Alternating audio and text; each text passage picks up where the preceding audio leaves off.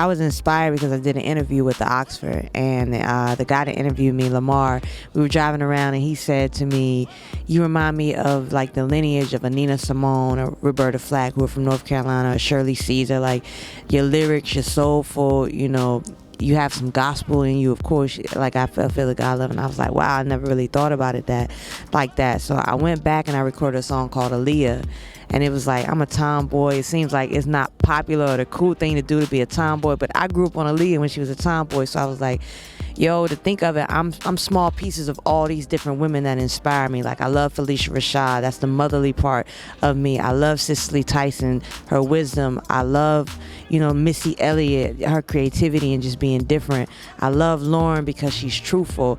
And I love Oprah because she's a boss. Like, we draw from all of the women in our village and our lives community. So I wanted to make a project that reflects that, you know, in me and all of us. And also it was a way for me to name a song like a Nina Simone. When I was growing up, I didn't know who Nina Simone was. I learned who she was from Lauryn Hill. So if I could do that for another little girl, like, they see these names that they may not know, like Amirali Evers, and it's like, oh, who is that? Why did she name this song after them? It continues their legacy too, and I think that's important. So, you know, that was just the whole idea and concept behind the album. This is my very first Essence Fest, so it feels like a moment, one, to celebrate Black women and this festival for 25 years. I think too, being the thing I noticed my first time being here is just the energy and the sisterhood and the community, and I think that's really dope. Like, that's one thing I feed off of. It reminds me of like when my first time I went to Africa.